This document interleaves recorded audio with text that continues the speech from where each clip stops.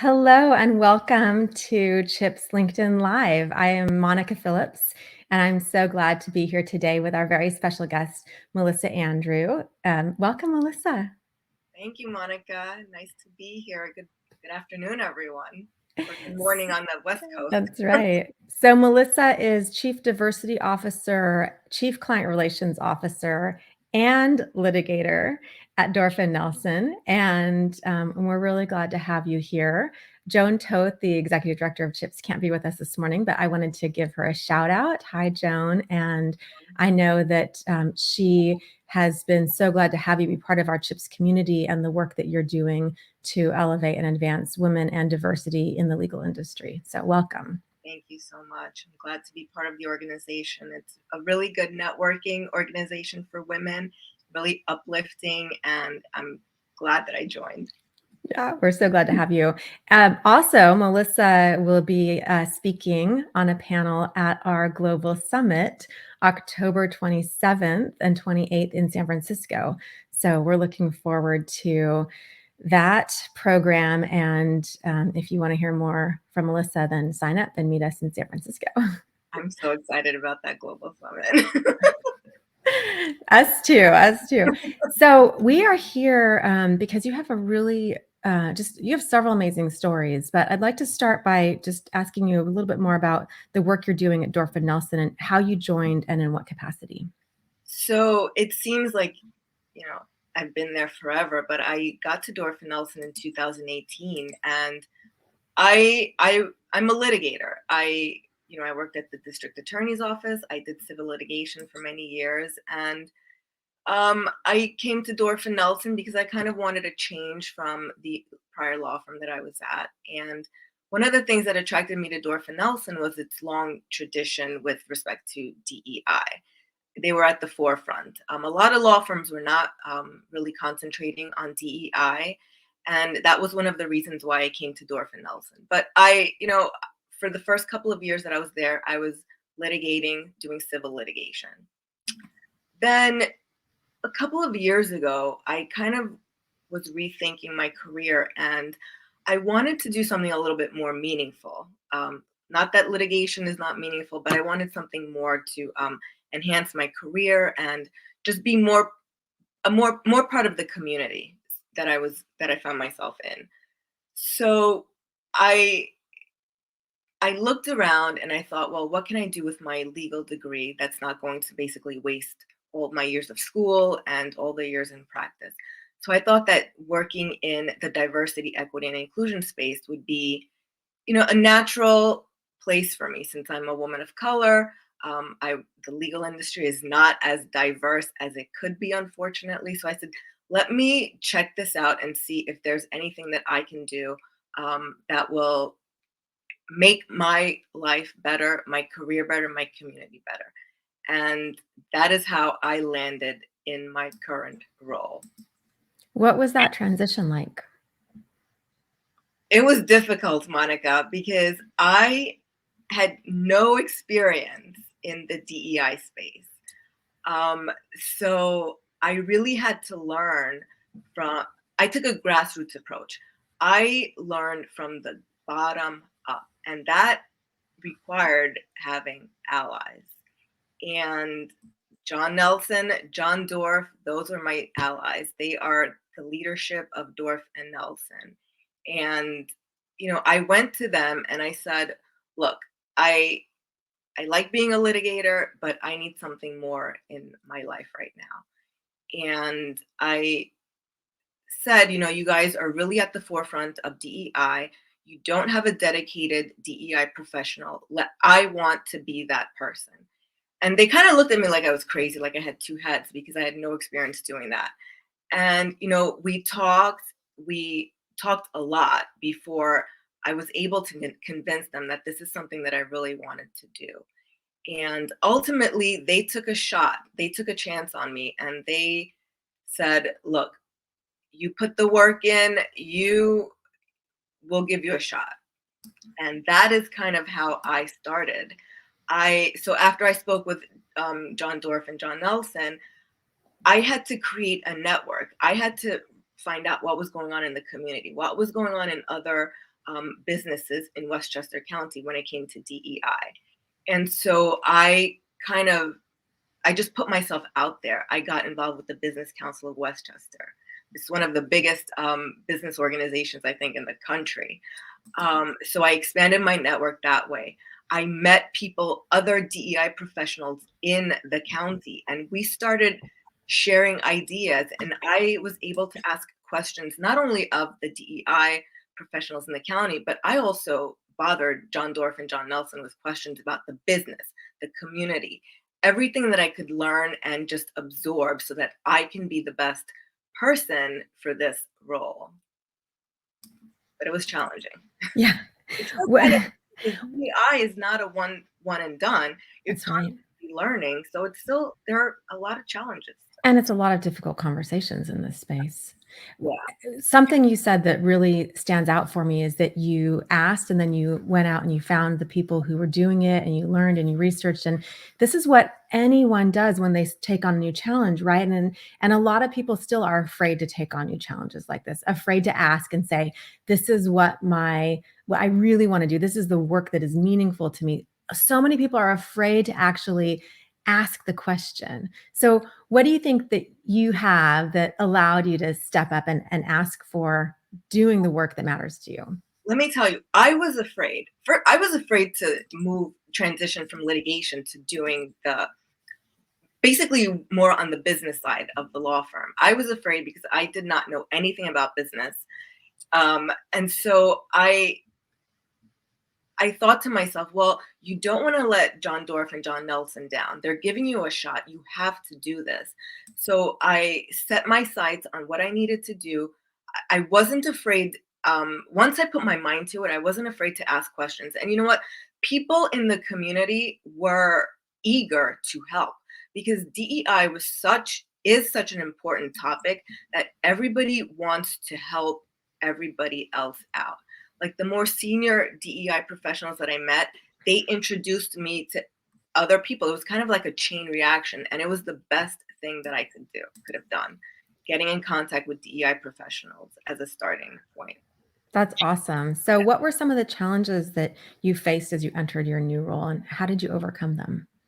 So some of the well, let me just say that your challenges are somewhat less when you have buy-in from leadership.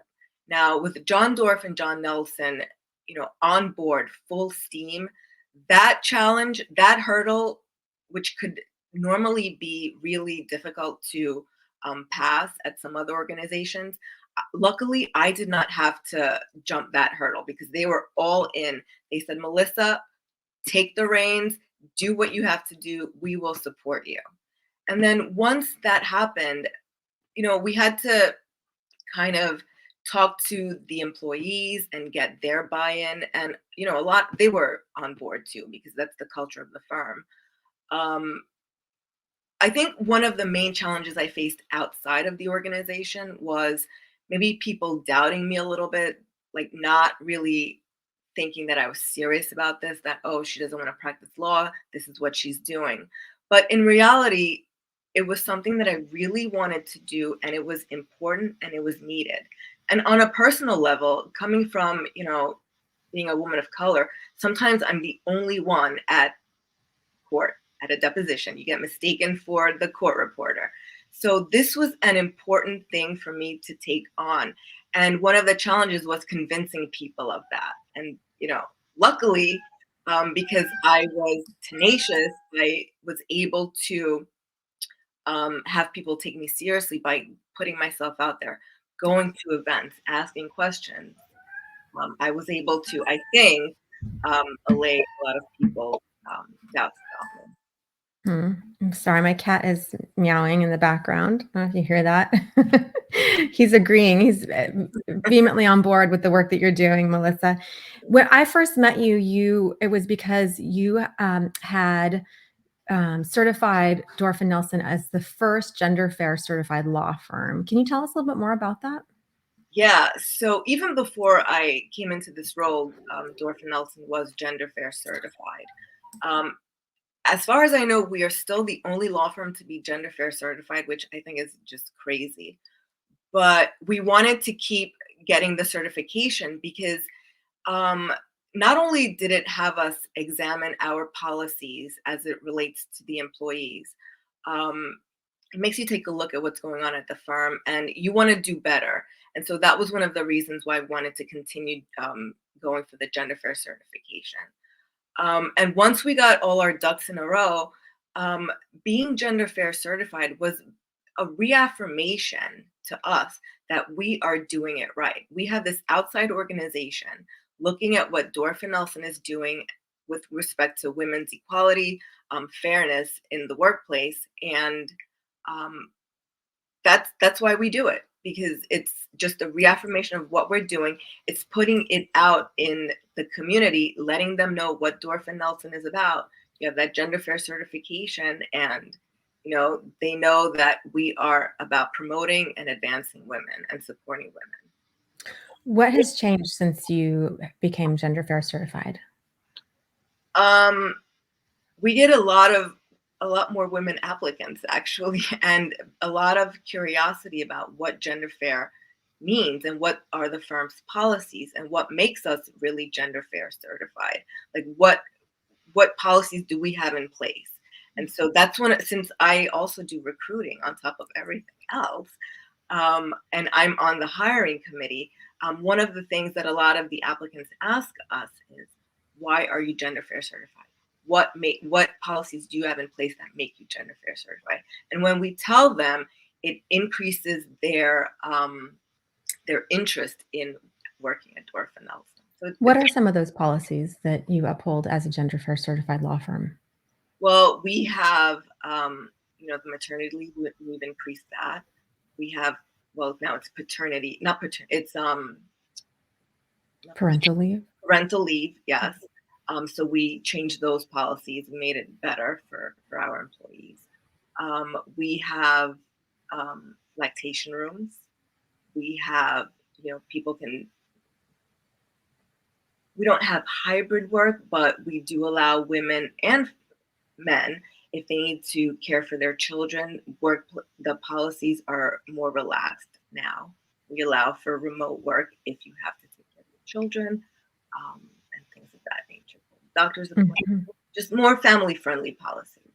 What's so interesting about this too is that it's gender fair, it's not women fair, right? And so actually by creating equity across genders, it allows increased equity for everyone. Yeah. One of Yeah. the things that we're proud of actually, that so we always had, the maternity leave, because that's what we grew up knowing. But then, we examined our policies and said, well, the fathers may want to take leave also. And so when we were gathering our data and information to be gender fair certified, we said, well, it's got to be parental leave, because you should not be differentiating. Equality is equality. You don't want to exclude any group. Yeah, what are some of the actions you're taking that you found most helpful to increase diversity and inclusion in the legal industry? Well, there are two things. So we are in Westchester County, for those of you who may not be familiar with the county. A few years ago, the county was not as diverse as it could have been. And one of the things we're proud of is the government has instituted these initiatives to diversify the county, women and minority owned businesses. So the county is really doing its part to increase diversity. One of the things that I had noticed, just flipping through one of the local magazines, is that one of the local business magazines, is that um, there wasn't a real representation of the county or even the state of New York. So I actually called the editor and, I said, as a person of color, I would like to be able to see more diversity within your magazine. Why don't you do a feature on minority lawyers, on people of color who are in the legal industry, and or the businesses that are promoting DEI in Westchester? Luckily, he was really receptive, and we were instrumental in getting the local business magazine to devote an entire feature to diversity, equity, and inclusion in Westchester County. That is so fantastic. There's something really powerful about showcasing someone, profiling, feature story to say you belong here. Right.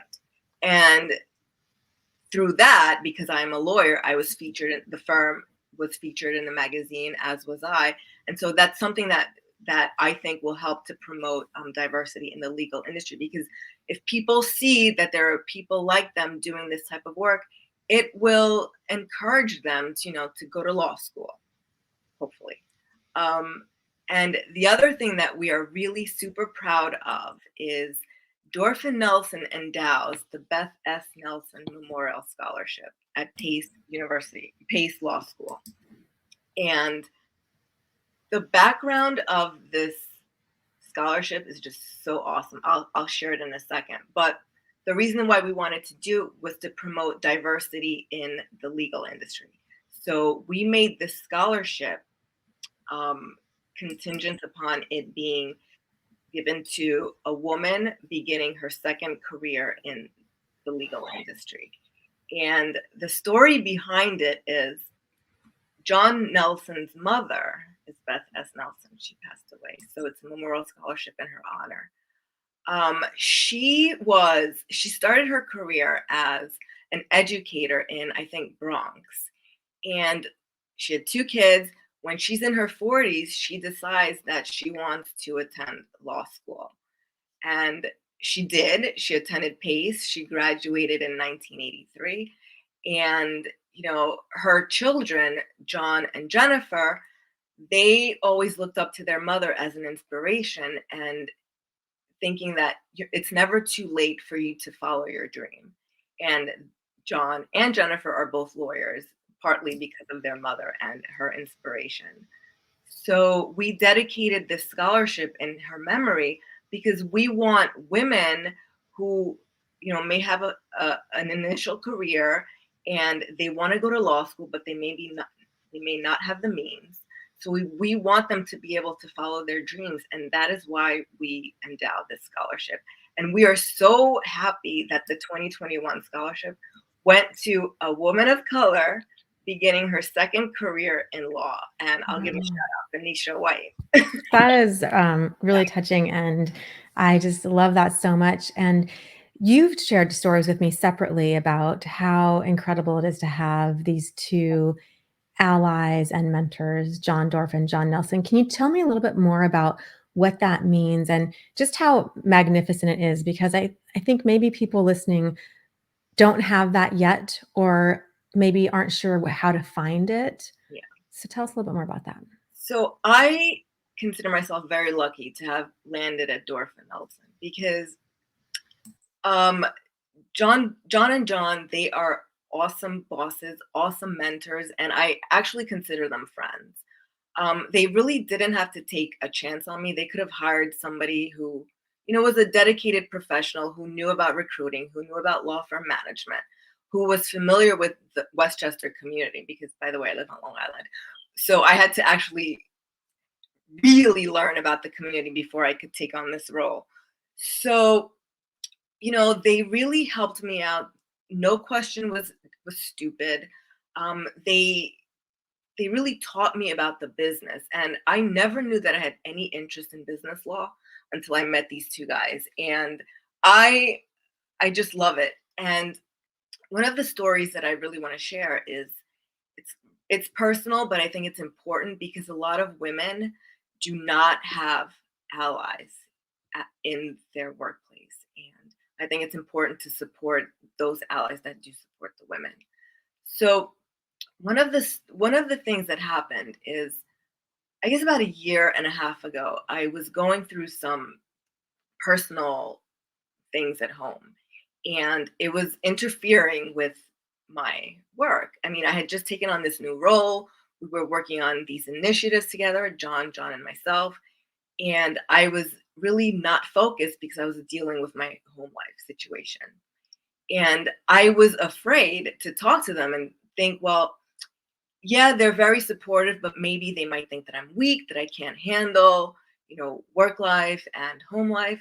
And it just got to the point where I really could not concentrate. And I set up a meeting with them. I basically told them my entire story.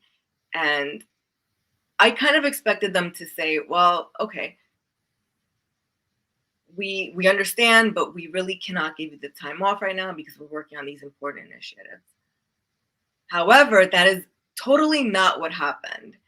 They actually kind of counseled me. It was really helpful talking about what was going on in my personal life. And they said, I said, can I have 2 weeks off when I really needed a lot more than that? And to their credit, they said, why don't you just take 30 days off, and come back with a clear head? And they said, don't worry about anything, just don't worry about work, just concentrate on what you need to do to get your home life settled. And I think I started crying because I just kind of did not expect that, because they're running a business and they kind of have to be mindful of that. And here I am coming in and basically begging to take 2 weeks off because I have stuff going on at home. And it was just so eye-opening for me that there are, bosses that really care about you.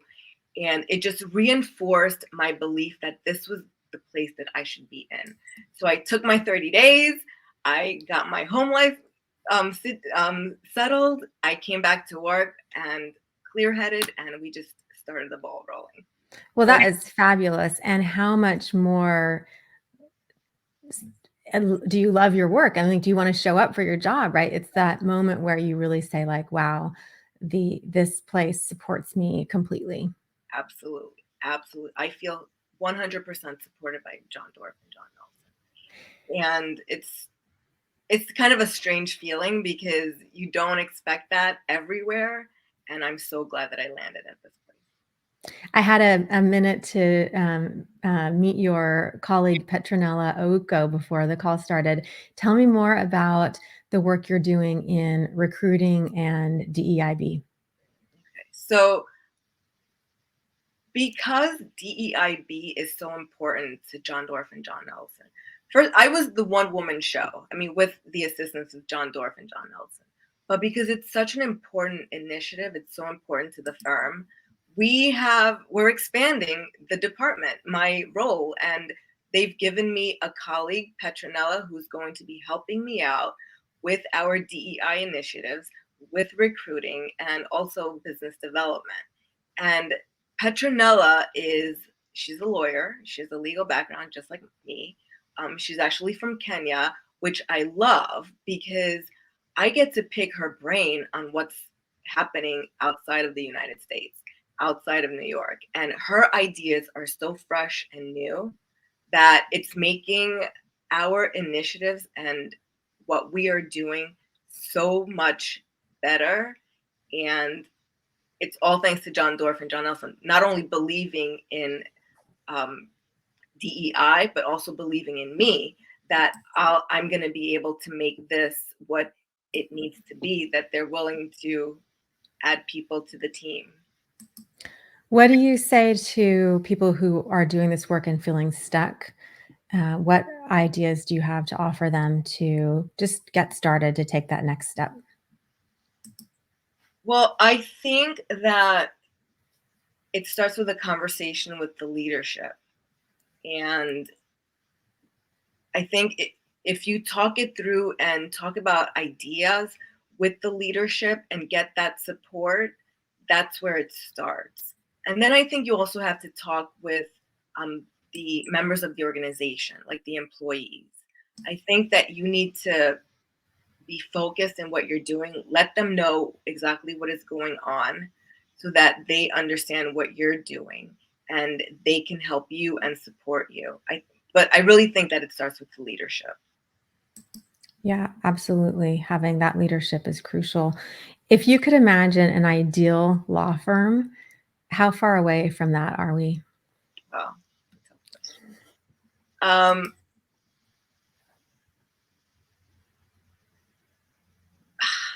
I don't know that any place is really ideal, but because it's always a work in progress.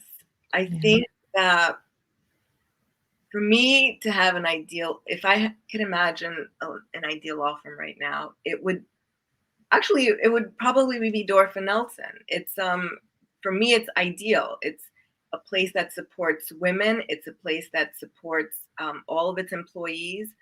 I also want to talk about my diversity and inclusion council, which is another way that I think, which is something else that I think makes the law firm ideal, our firm ideal. We convened this D&I council so that we can get a pulse on the firm, and I chair it.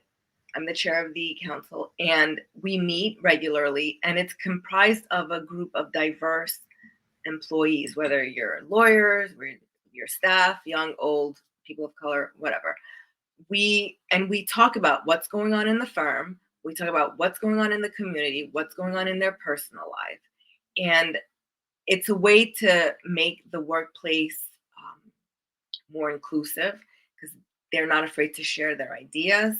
Um, and if there's an ideal law firm, maybe that kind of community affinity group will help make that ideal law firm into reality. That's fantastic. And I love that you're in this place where you're doing the work that matters and bringing it back to the CHIPS community to help share with everyone how every law firm could thrive in the same ways. Are there any other comments or ideas you'd like to share before we go? Um, I think one of the things that I wanted to also say is Dorf and Nelson is just not about elevating me at the firm. They elevate everyone, women in particular, because we have been an underrepresented group for so long, and it's something that is intentional. Like you have to intentionally elevate the women in your community, in your organization, and that is something that Dorf and Nelson is really. It's something that they do intentionally, and I just want to, I guess, share with the CHIPS community that um, hopefully your organizations are doing the similar elevation of women. That's great. It looks like you have a couple of colleagues here, Collis McAllister and Petronella, who are here and proud to be part of your team. And I'm just so glad that have you share with us what you're working on. We have our CHIPS Global Summit, as I mentioned at the beginning, coming up October 27th and 28th in San Francisco. We also have the Next Gen Summit, which is really targeted for women in the first 10 to 12 years of their careers on October 26th, the day before the Global Summit, also in San Francisco. And next week, we'll be joined by Mindy Morton, a partner at Procopio here in Silicon Valley. Melissa, thank you so much. It's been such a pleasure to have you on this LinkedIn Live with CHIPS, and I can't wait to see you at Global Summit in person. Oh, thank you, Monica. Thank you for having me on the program. Have a great day. Thanks.